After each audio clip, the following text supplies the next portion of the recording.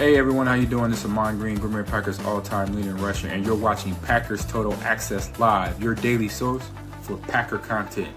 Go Pack, go!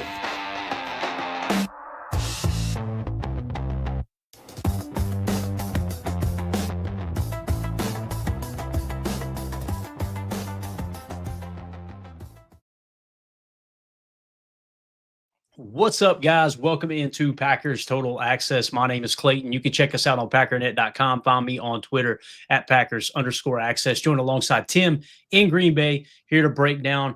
This is awesome, Tim. Man, this game day popped up on us quick. I'm so excited to say we're going to dive into the Packers-Panthers one last time, and then tomorrow we're on to the pregame show, the postgame show, and next opponent, man. This season's flying by, but it's so fun kind of being against the gun all week long and trying to hit our checkpoints. If you guys haven't caught on, it's literally pregame show, postgame show, Monday, PFF grade breakdown, Tuesday, we kind of dive into some of the stuff that got overlooked on Victory Monday, what have you.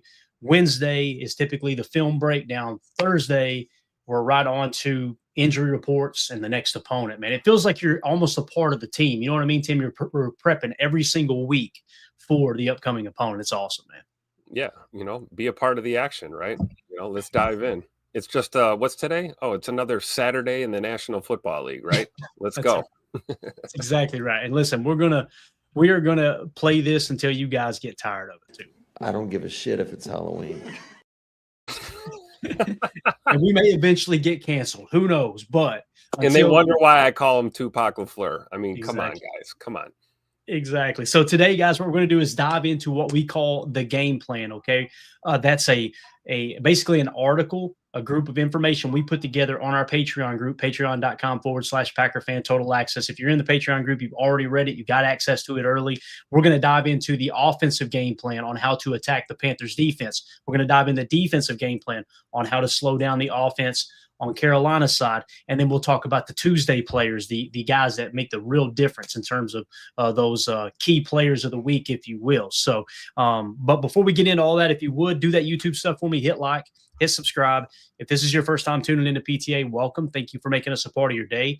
We're not experts. We're not insiders. We're not media members. We're fans just like you talking Packers on the daily. We kind of laid out the schedule already for you on a weekly basis. You get that every single week during the season, and we go live daily in the off season as well. So if that's the type of content you're looking for, hit subscribe, hit like, and make sure you click that bell icon so you're notified when we go live here in the future. Tim, let's waste no time, man. Let's jump right into it. I know the chat's already filling up. Appreciate it. Everybody swinging through. Give us a go pack go there in the chat. Let's jump into the game plan. Right off the bat, Tim, let's just talk quick little refresher on the injury report, okay? Packers versus Panthers injury report. Packers linebacker Quay Walker and kicker Brandon McManus are both questionable. So that means they will be a game time decision, 50-50 shot they play. The fact that as you look at the injury report here, obviously Quay Walker was not listed Wednesday, felt something in his calf, did not participate Thursday, was back limited Friday. I think this is truly a game time decision. I hope Quay's out there because if there's one thing Carolina does well, Tim, they've got a good running attack. We'll talk about that on the other side here in a minute. And then obviously when it comes to Brandon McManus, he's full participation Thursday and Friday. I kind of hope they hold him out, Tim, and just say, you know what? I want him completely off the injury report before he's back out there. Let's let that thing heal up. And let's give Haversick another opportunity because the reality, Tim, they may go out there with Haversick and he may miss every single kick, and that was just a fluke that one game. I would kind of like to find that out, especially against an opponent like Carolina, and kind of know if he's worthy of tying up a roster spot moving forward because this is unique. I can't think of the last time, Tim, the Packers have held two active roster spots or 53-man roster spots, I guess you could say, for kickers. That's wild. Yeah, I mean, it probably shows that, this quad injury with McMoney here is something to pay attention to, right? Like they're not gonna keep this guy around and carry two kickers if this isn't serious. I will say this, my gut tells me that Quay and McManus are both going to play tomorrow. I mean, they're going questionable. It's a 50-50 shot, game time decision, but we heard that last week before the game and we got the thumbs up from McManus and they put him out there. I'm with you, Clay. I'd like to see Haversick go out there and boot a few balls, especially considering that we got the Eagles coming to town next week. And that could be one of those games that could come down to a last-second kick, and you want Brandon McManus out there against your NFC rival as you progress. So my gut tells me, though, they're both probably going to play. Fingers crossed, I could see that too. If it's up to those guys, they're both playing. They're both going. Yeah, they want to be on the field. So we'll see how it shakes out. And in terms of the Panthers side, Panthers center Cade Mays is out. Okay, so their starting center will be missing this game.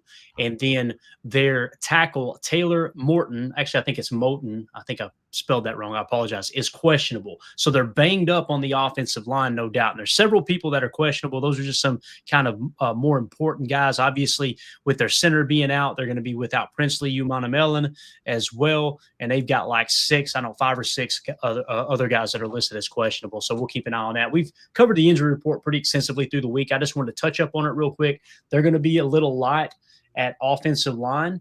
And although PFF grades their offensive line fairly high, they have actually struggled here recently at protecting the quarterback. But a little bit different when you got Bryce Young in the lineup as well. We'll hit on that on the offensive side of the defensive side of the game plan. Let's jump into it, Tim. Offensive game plan. Number 1, run the freaking football. All right. The Panthers come into this game ranked 23rd in rushing defense. That's yards per carry allowed. Just like in Pittsburgh, the Packers should try to establish the run early and often.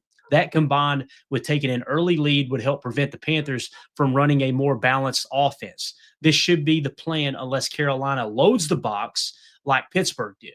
In that case, there will be cans and RPOs baked into the running game. Tim, we talked about this, and you can see here where they rank. The Panthers rank 23rd in rush defense in terms of yards per carry. And they're actually tied for 23rd, I should say.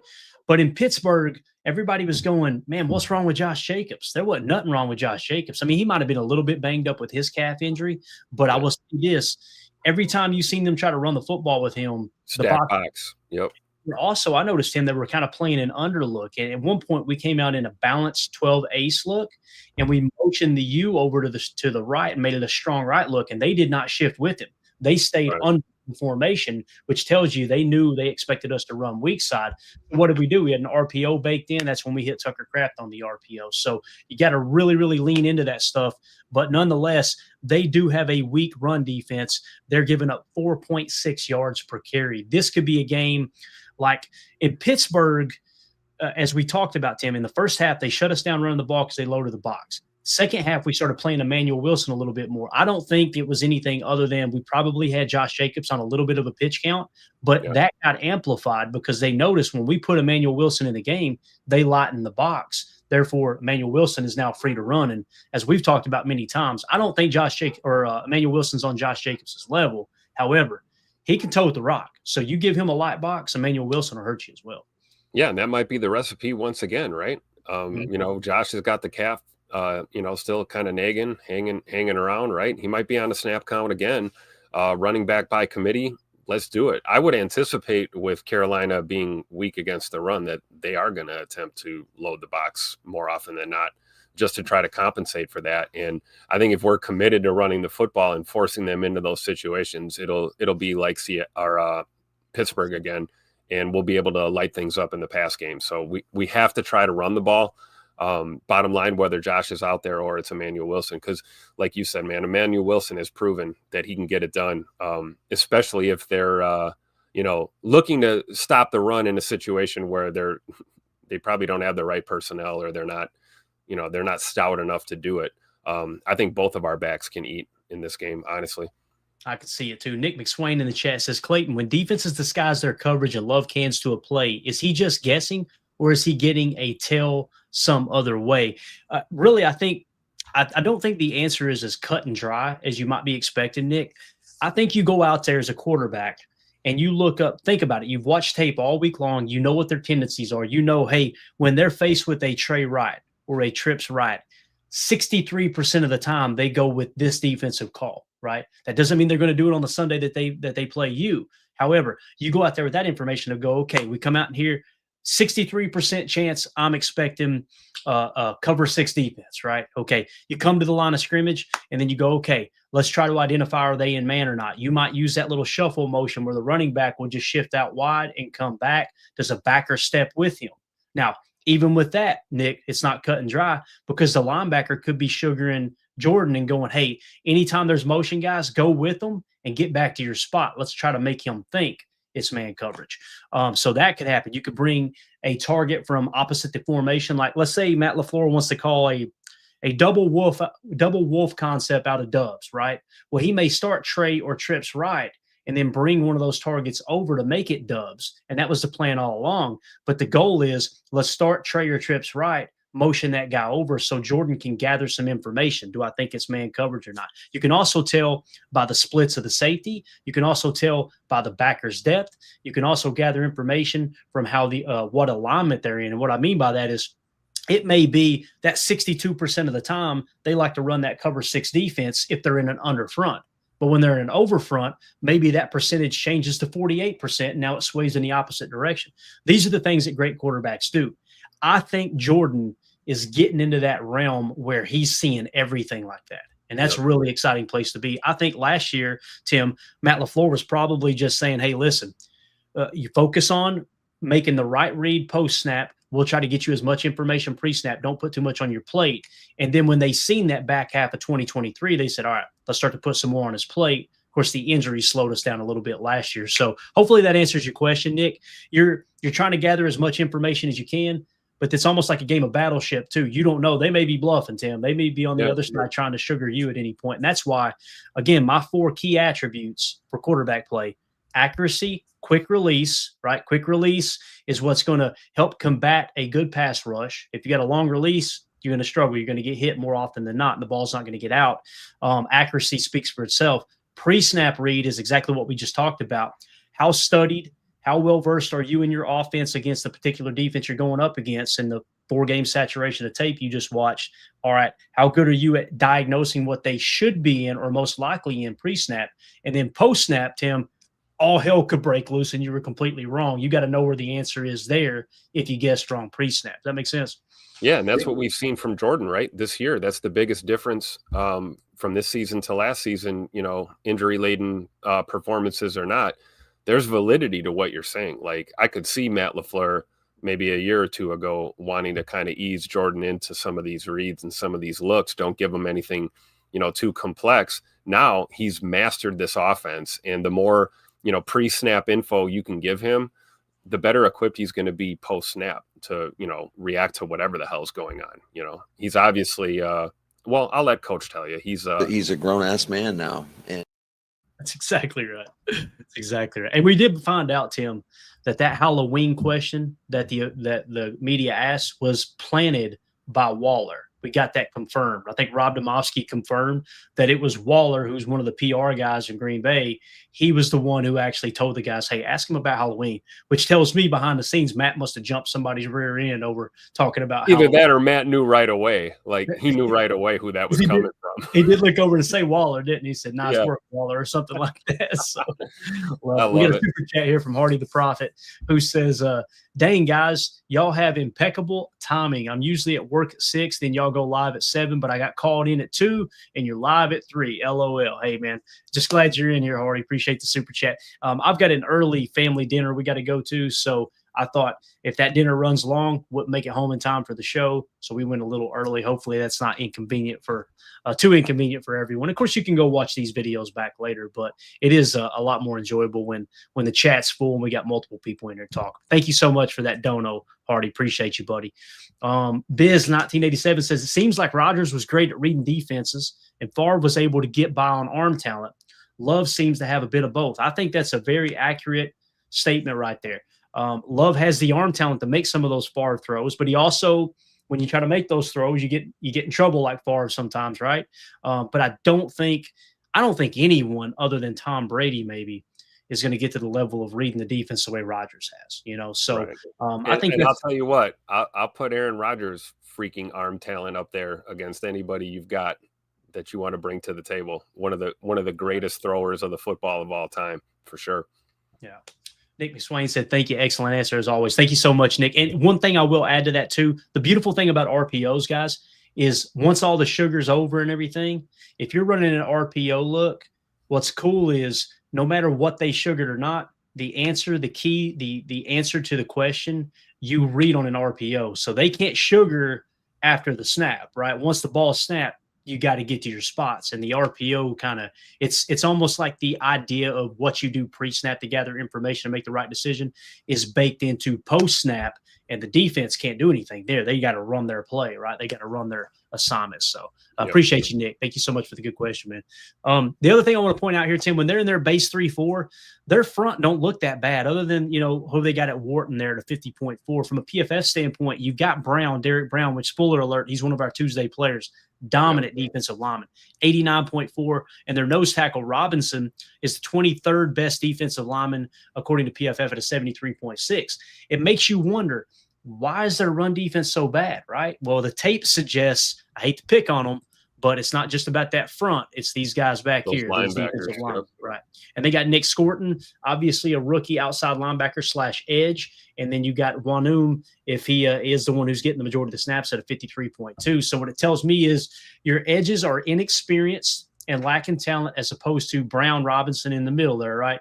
And their backers are playing like cheeks at a 43.8 and a 57.9. So just keep that in mind. It's not always about the front, although I think it is the most important aspect of the defense. You can kind of get by with running some duo, double teaming those guys, and knowing if you have to hold that duo block, that double team block a little bit longer and don't get out there to dig the backer out, if the backers are playing bad football, you probably want to err on the side of holding that block longer at the point of attack at the double team and let your back make those backers miss since they're not playing as good a football. And of course, their safety play isn't great either. 60.4 at free safety with Scott and Morig, a 61.3 at strong safety. So, and this guy right here, Tim, I have all the faith in the world in Josh Jacobs. I just hope they don't send him out there too banged up, right? I mean, he's having a great year again. 77.9 is the PFF grade this year. You've seen what he's done over the course of his career. The thing that worries me is hearing people talk about the direct correlation with calf injuries typically are the prelude to an Achilles pop. And that scares the hell out of me. That's why I'm like, you know what? I trust Emmanuel Wilson. I trust Chris Brooks, especially against a Carolina Panthers defense personally. I would trust Savion Williams in the backfield a little bit as well if you needed that. What I don't want to happen is send Josh Jacobs out there and him set himself back, or Lord forbid he does tear an Achilles or something. That would be horrible, man. Yeah, absolutely. I also trust Josh Jacobs, though, too. And I trust him to know how he's feeling. And, to his credit, he's made it known. If something's not right, it's not right. He's a tough guy. He's going to push through it, but I don't think he would ever, risk pushing it too much. I'm okay if he's out there because we've seen, what just a little bit of him in the lineup can do to influence the outcome of a game. So maybe you do keep his snaps down, and it's probably, 60-40 Emmanuel Wilson versus, Josh Jacobs that you're going to see on the field. But, in certain situations, man, having 8 out there is it's a good place to be. And I trust that he'll be safe, hopefully. But I agree with your sentiment, Clay. Like if there's any question at all, keep him off the field. I trust Emmanuel Wilson for sure. Absolutely. So we kind of talked about the passing game a little bit here. Let's just wrap up with it on the offensive side of the ball here with the game plan. Soder in the chat said, would you rather have Jacobs near full strength for Philly? Yes. Yep. That's me personally. But you guys know I'm a boring, very conservative fan, right? Passing game. The Panthers currently rank 15th in passing defense. That's yards per pass attempt allowed. I would imagine after watching the Pittsburgh tape, they may look to take a different approach than the Steelers did. The Steelers focused on loading the box and stopping the run. Once Matt LaFleur and Jordan Love gathered enough looks, they came out in the second half throwing the ball all over the yard. If Carolina loads the box early, look for the Packers to launch the air attack much earlier than last week. What does that mean? If they come out and load that box, I could see Matt, rather than going, let's stick with the run until we can't anymore.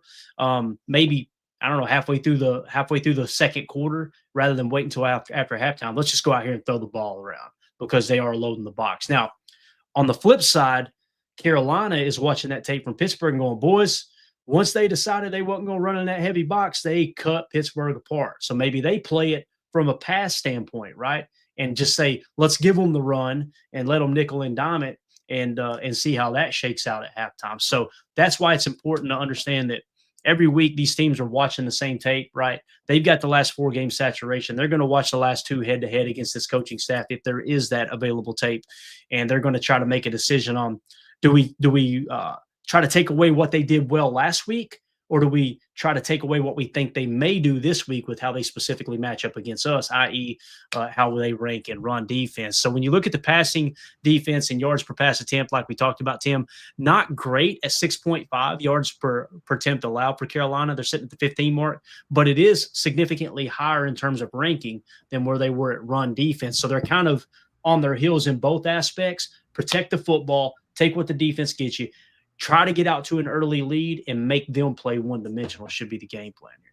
Yeah, absolutely. Clearly, they're not great at either, but the pass D is definitely their strong point at this point. And I think you're right, man. That's why we talk about the emphasis on the run game. That's going to give you those opportunities to pick them apart with your passing attack for sure. Yeah. And when you look at their PFF nickel sets here, right, PFF grades from a nickel set, really the only player you got to worry about, guys, is Derek Brown, 89.4, like we already talked about. He's good in the run game. He's good in the pass game as well. That's the guy that you got to make sure you really zero in on and make sure that he doesn't beat you in the game plan. Okay, Jordan Love off to a solid start. I just threw these PFF grades in here so y'all can see it. 81.5, looking good. Christian Watson coming in this year is now sitting at a 79.6. I want to give a shout out to a user over on X at @tan_Bruss. He had this awesome shot from this throw to Christian Watson from the stands at Acrisure Stadium. Enjoy the ride here, guys. If it'll play, of course. Right off the bat, team, you see Jordan. Yeah, you see Jordan go up there right away. Yep. And let's see, get a real good. Yeah, look at the box. See how the box is a little bit heavy? They got a guy kind of mugged up in the B. You got another guy B left. Another guy might as well be mugged up in the A left. And they're. You think he just walked up and identified the mic right away? Is that? I personally think he changed the play there, the way he was looking. I don't think he was just saying, hey, 56 is the mic or 52 is the mic. To me, it looked like he might have changed something, but this is that play to Christian Watson. And again, they end up bringing pressure up the middle. Let's watch it unfold. Let me check the Christian, give me the post. Back, immediate pressure. That fade away, baby. Oh, look at Scoot. Big boy catch right there, Christian Watson. See if I could take it. Look at that shot right there from the sideline, bro. Whew. Oh, he just dropped it in the bucket. I had people on Twitter telling me that wasn't a good throw. Get away from me. Get away from me. Money wears number 10 because he only throws dimes, baby.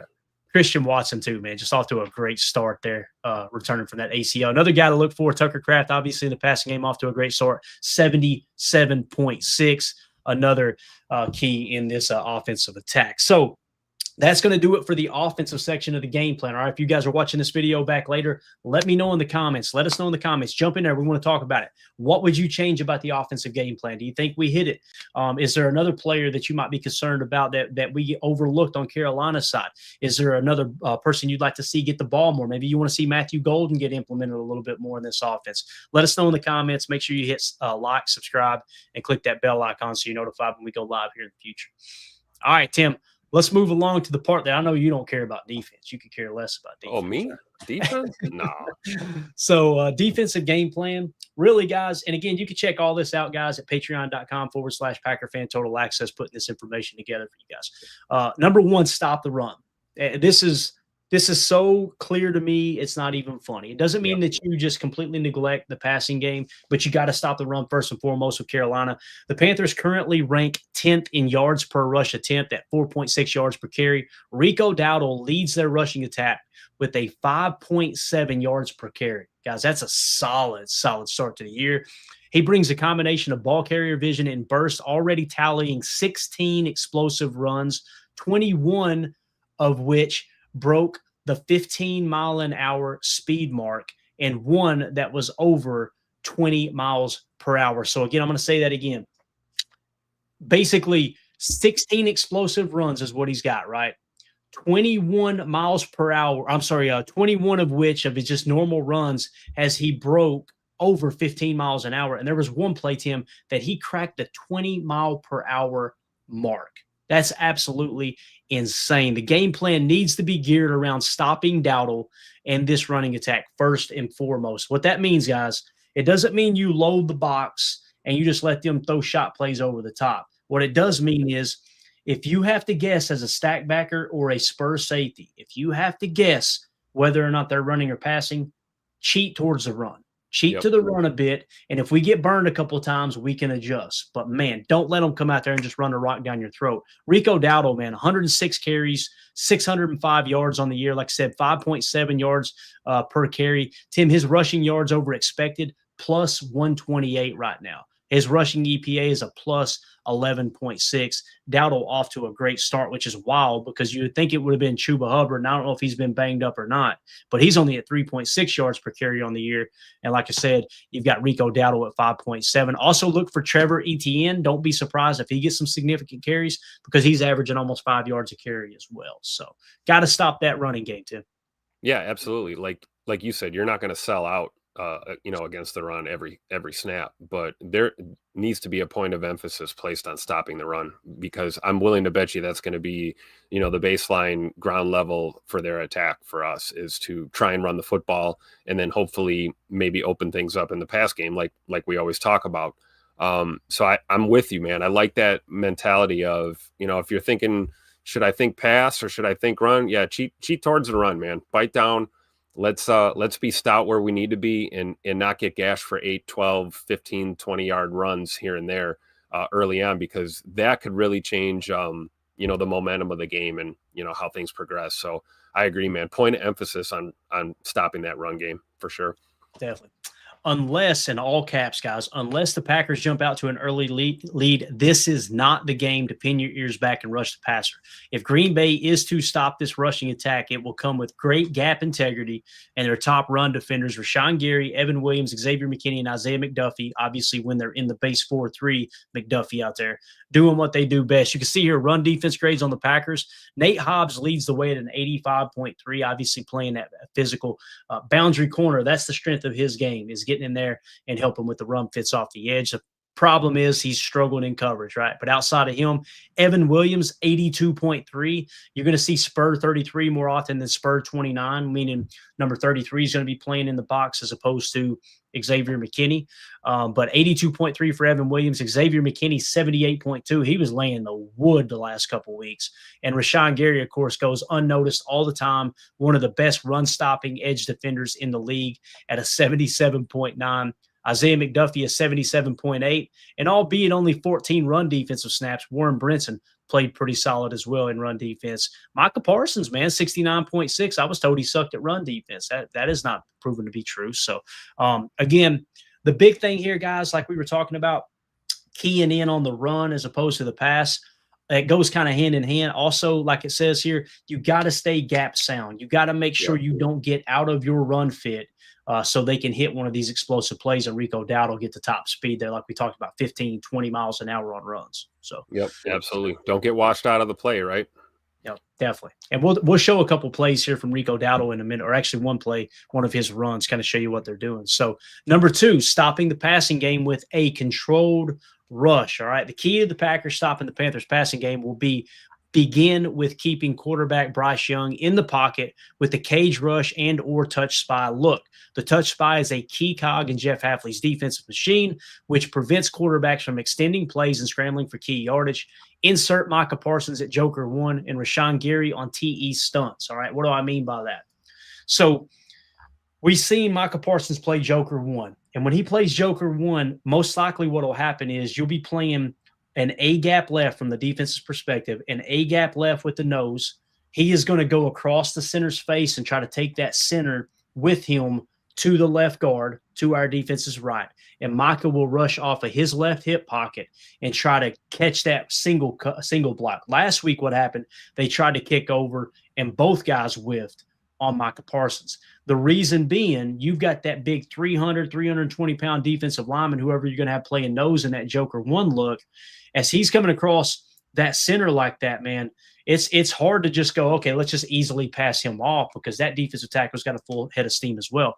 The point here is, if they do that with Joker 1, don't be surprised if it's like a 3rd and 6 situation.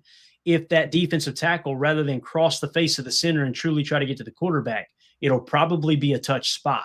Take those two guys with you, play patty cake at the line, and keep your eyes on the quarterback. Let Micah Parsons go hunt, right? Now, there's another chance that you show that same look, and Micah Parsons plays a little bit of a touch spy while the defensive tackle takes advantage of that single block. I've noticed on the fly sometimes, Tim, that if two blockers go with the nose, it turns into a touch spy.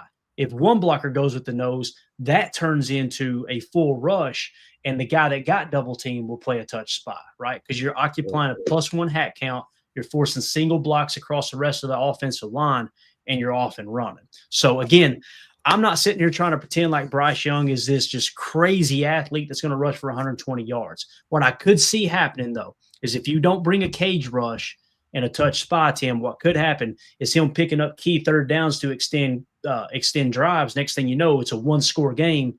Come down to the fourth quarter, and it's a dogfight. Does that make sense? Yep. And that's why you have to rush as a unit, right? We always think of our stars and our pass rushers, but, we talk about if and then, right? There's if and then on that D line, right? And it wouldn't surprise me at all if, Coach Hafley and Coach Covington are stressing that to these guys, that this is what we're trying to do. Don't feel like you have to be the hero on any given play. Just do, follow your assignment, stick with your work, and we'll get home as a team, Yeah, definitely. Nick McSwain said, is Young a dual threat quarterback or at all, or more of a pocket passer? The answer is yes. He's a little bit of both, but make no bones about it. He wants to throw the football. It's not like a Jalen Hurts type or Josh Allen type, let's run an RPR look here. They may have RPRs in their playbook. I'm sure they do because of his athleticism, but he's a smaller quarterback, and they don't want him running quarterback power or RPR that turns into quarterback power and taking those licks. So, again, I think he's going to look to scramble on situations where he's pressured out of the pocket, and that's why it's important to use. Another thing we briefly mentioned was a TE stunt, where the tackle will break outside and allow Gary to jab step, go off of his hip pocket outside in essentially. And when the rush hits, the defensive tackle is on the right side of the pocket with Bryce Young. Micah Parsons rushing off the left. He goes to step up into the pocket. We seen this last week with Aaron Rodgers. He stepped up. Gary was coming off a TE stunt and smacked Rodgers right in the mouth. So that's the type of stuff you're going to look to do to keep him in the pocket. But yeah, I think if someone wants to say he's a dual threat quarterback, Nick, I can't disagree with that. If someone wants to say he's a pocket passer, I can't disagree with that either. He's kind of that hybrid that he's not looking to run first, like say Caleb Williams. I mean, that dude, he's one read and go. Bryce wants to sit in the well and try to read the defense. You just want to keep him in the well and compress it as quick as possible with a controlled rush. So, but hopefully that answered your question, man. All right. The Panthers have gotten great play out of rookie wide receiver Tet McMillan, while tight end Mitchell Evans has been huge in the run blocking game. It seems as if Carrington Valentine is trending towards starting over Nate Hobbs at cornerback this week. Valentine did a great job handling the oversized wide receiver DK Metcalf last week in Pittsburgh, so don't be surprised if they try to match up Tet McMillan on Keyshawn Nixon, meaning they're watching the tape going, hey, this number 24, he handled DK pretty well. On the other side, Keyshawn Nixon gave up the touchdown. He struggled, got called for penalties, right? Yep. If that's the case, then they're probably going to want to look to keep Tet McMillan on the right side of their formation to match up against Keyshawn. I think Keyshawn will be up for the challenge, but if they try to match him up on 24, Carrington Valentine was on one last week. I wouldn't be surprised if he shuts Tet down. Again, though, it's important to take all things into consideration. They're watching the tape too. Nixon definitely looks to bounce back after a rough game versus the Steelers there. And when you see the PFF grades, Tim, Tet McMillan is a rookie, already tallying 485 snaps, 78.5 PFF grade. We talked about him a lot in the draft process. There was people trying to beat his name down. He's dropping on draft boards because he don't like to watch film. I'm sitting there going, boys, everybody loved Tet McMillan a month and a half ago. Now all of a sudden everybody hates him. This is them trying to get him to fall on draft boards into their lap is what's going on there, man. So Tet McMillan seems like a real deal, Tim. He is who we thought he was, right? That's exactly who he is. And, to your point, we're not going to, shadow him. We're not going to rotate our personnel. So it's going to be on Carolina to, rotate their personnel. So if they want to tilt, Tet towards Keyshawn, that's fine. I feel confident that Keyshawn will respond and bounce back. And, if he's on the left side and CV's out there, or Nate Hobbs for that matter, hey, I feel confident in those guys too. It's a long season. I know we're kind of down on our corners lately here. But you got to trust and believe in your guys and believe that they will respond. You're not going to play perfect lights out football, 17 games in a row. Everyone has an off day. So I'm looking forward to seeing our corners step up, rise to the challenge for sure. Cause you're absolutely right, man. Ted McMillan is, he is him, as the kids say, correct?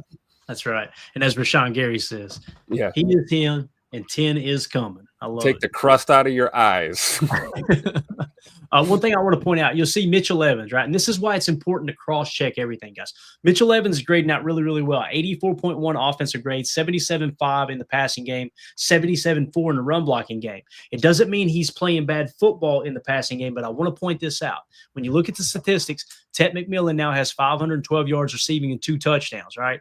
You go down, you find Mitchell Evans in the number 8 spot on Carolina's team with only 90 yards receiving. Guys, he's only had 11 targets. Now, he's made the most out of his targets, catching 9 of those 11 targets, right? So he's taking advantage of his opportunities.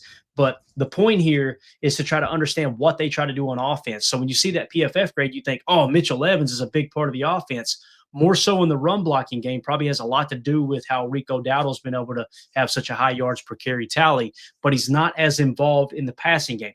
Doesn't mean that Carolina won't go out and give him a career high 10 targets or whatever this week, right? They're watching the same tape we're watching. I just think Green Bay's defense is probably looking up and going, let's focus in the passing game on Ted McMillan until Mitchell Evans shows he can be really, really effective with a larger workload in the passing game. In the meantime, got to kind of know where Mitchell Evans is in the run blocking game because they're centering the run game around that as well. So, again, two key players there you got to really, really watch out for. And let's just get into it, man. Let's get into the Tuesday players here, Tim. I did something a little bit different. Shout out to Patreon. They added videos. You can now put videos in the article as opposed to just the title. So this works out great for us. Rico Dowdle, we've talked about him a little bit, right? Guys, in terms of yards per carry across the league, he's 3rd in the league at 5.7. Only Jonathan Taylor, who's an MVP candidate right now, at 5.9, and James Cook of Buffalo with 6.0 yards per carry, have a higher yards per carry than Rico Dowdle. You'll notice the touchdown difference, though. James Cook, 7 touchdowns. Jonathan Taylor, 12. Rico Dowdle, only 2, which tells me they're probably not as effective running the ball in the red zone. But nonetheless, here's a key play I wanted to show you guys. This was from the game against Buffalo where Rico Dowdle had a pretty good game.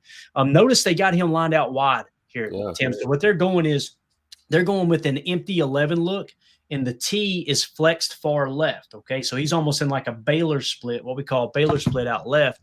But as the play rolls here, as soon as it loads up, you'll notice he shifts back inside. That's gathering information, right? So the box is still loaded. So now you see him settle in T left. So they're going strong tray right with the Y off. That's probably our boy Mitchell Evans right here, I would imagine. And this is one of those explosive plays we talked about. Watch our boy right into the A gap. They sifted over. It looked like 0 here, Tim. Yep. You see him sift over. So that, I don't know if that's Mitchell or not. I'm not familiar with their numbers. Maybe it is, but they bring the sift over. This is what you call split flow, guys. This is split zone. You bring the tight end over, and this tackle on this side is just going to let the DN crash because he knows the sift block has got it. And then they're going to work right. Everybody's going to fan right on this run. Nobody else is pulling. So you see they're kind of trying to still a gap, Tim, is what they're doing. And a gap, no hesitation, run through 2 arm tackles, pick up the explosive play. That's what Rico Dowdle can do to your defense. That's why we can't afford to get caught like that. Yep. Absolutely. We have to keep an emphasis on that run attack, regardless of how they look pre-snap, right? Because we know they'll do stuff like this. Yeah, definitely. So again, there's just a quick, brief look at what Rico Dowdle can do. Okay, now let's move on to another Tuesday player, Ted McMillan. All right, Ted McMillan, it kind of goes without saying. You're talking about a receiver that's 6'5", got blazing speed, very, very fluid route runner. Here he's going to run what we call a pro route. It's essentially a corner route that they try to set up like a skinny post or a climb look. It's not quite what we call a cross corner, but you're going to see him angle in and break out is essentially what he's going to do. We've always called it a pro route. Coach Lim, what do you call this route? When you got a receiver it's almost like not really a slant. It's just a diagonal burst inside and then a corner out. What do y'all call that route? I'm eager to hear it. Let's watch it, though. This is an explosive play here from our boy Tet McMillan in the passing game. And again, where's he lined up? Let's jump into it. They're going Trey left. He's on the line of scrimmage opposite the tight end. This is what you call boundary X. He's on the short side of the field as well. And let's just watch him work here. You got to respect his speed. You got to respect his size. See him break it out. Beautiful route. Great catch. Got to watch for that stuff, man. He's a dog, no doubt about it. So absolutely. You can't afford to look at him and be like, rookie, whatever. Yeah. And when you break it down, Tim, you look at the PFF grades throughout the entire league. Our boy Tet McMillan is 12th in the league with that 78.5. That's removing all the minimal snap, like the guys who just have 10 snaps, 12 snaps, right? And essentially what you got is Puka Nacua and Jackson Smith and Jigba grading out in the 90s. Jamar Chase, Amon-Ra St. Brown, Jalen Waddle, George Pickens, Drake London, Justin Jefferson, Devontae Adams. They're kind of in that upper echelon as well, 80 or above. Then you got your Keenan Allen. Keenan Allen left Chicago and he learned how to play football again. How about that, right? Devonta Smith out of Philly. We'll see him next week. And then you got Tet McMillan there at a 78.5. Tet McMillan, definitely a Tuesday player. So for sure. And now let's switch over to their Tuesday player on the defensive side of the ball. They've only got one, in my opinion, and that's our boy Derek Brown. This dude's been doing it for a while, Tim. He's been in the league now. Gosh, what is it? 1, 2, 3, 4, 5, 6 years. This is his sixth season. He's grading out at 89.4 this year. So when he came in the league, 61, 64, 84, 90, got hurt last year, only had 60 snaps, so throw that 47 out the window. He's right back up to 89.4. This dude's a game wrecker, man. And he's playing a big dog too, man. Big dog. 6'5", 320. This dude is a monster. So look for him, and he's quite versatile too. You'll notice where he lines up here. It's not like he's just playing a nose tackle or anything, right? So in this set against the Miami Dolphins, it's going to be a sack by Derek Brown. I want you guys to watch how he plays this, right? Let me take that out right there. Okay. So watch him communicate. See him pointing, letting everybody know this dude's a leader on this defense, right? And that's what you call a 3-tech, guys. When you hear us talk about draft time, we need a dominant 3-tech. This is the 3-tech. If you lined up over the center, that's a 0. Over the guard is a 2. Over the tackle is a 4. So if you're in between the guard and the tackle, that's what we refer to as a 3-tech. Now, you'll notice here on this shot, too. Thank you for that, Tim. You'll notice that some would say he's in a 4-eye. I can see that. To me, this is more of a 3 than a 4-eye, but if he's playing a half a body on the tackle, you would call that a 4-eye. But watch him work here, Tim. He is so quick off the snap. Look at this, man. Gone. I don't care who your quarterback is. If a defensive tackle gets in his face this quick, guys, it's game over. He's not going to get to the first read in time. That's just ball game right there. So I think we'll get better left guard play than Miami had on this play, hopefully. Let's hope so. Yeah. Watch him use his hands too. Watch his swat here. Get off me. Yeah, gone. So again, got to look out for our boy Derek Brown. He's definitely a Tuesday player. All right, that's it, guys. That's the game plan. We did it, Tim. 43-minute mark, bro. We made it. Awesome stuff. Again, you guys can go check that out at patreon.com/Packer Fan Total Access. Also, if you're watching this video back later, let us know in the comments. What do you think about the defensive or the offensive game plan? Yeah, the defensive game plan. I apologize. What do you think of the defensive game plan? Do you think we're spot on there? Let's stop the run first and foremost. Do you think they'll come out and throw it? And we might want to, hey, let's play it safe for a bit and make sure they don't go over the top to Tet McMillan, right? And make sure Bryce Young doesn't get hot here as he returns from that ankle injury. Let us know in the comments what you think. Also, click like, subscribe, and make sure you have that bell icon clicked as well so you know when we go live here in the future. We appreciate y'all hanging out with us. Coach Lynn said he called it a bench route. Got it, Coach. Got it, Blake. Yeah. And see, I've heard like the bench concept, right? And again, it's just, I love asking Coach that because every coaching staff, the verbiage is a little bit different. There's some stuff that's kind of set in stone, like the route tree, the numbers and all that stuff. But I just love asking different opinions in that regard. Down here in Tennessee, we call it a pro route, but we can barely speak English down here at 210. You know how it goes. All right, you got anything else, Tim, you want to hit on before we wrap up, big dog? No, just wanted to shout out Operation Horse's Heel again real quick before we get off the air. Thank you to everyone that supported through the month of October. We're tallying up all the donations to get the entries together for the prize wheel. We're going to give that away next Wednesday during the show for that autographed Romy Rome jersey. So once again, thank you to everyone who supported. Obviously, you can still go to operationhorsesheel.org/how can I help, make a donation.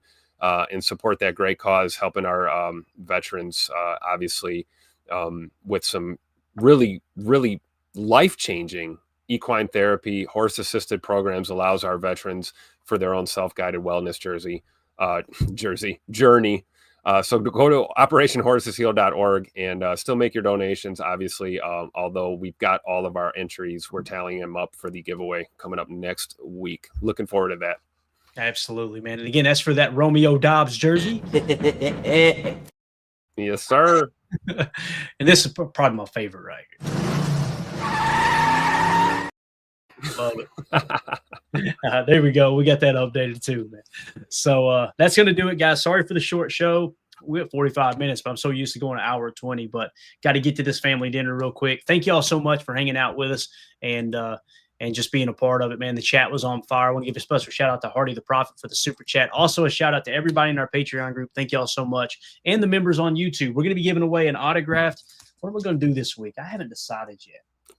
Were we doing a card? We got another card, right? We got a bunch of cards, Tim. I'm trying to think.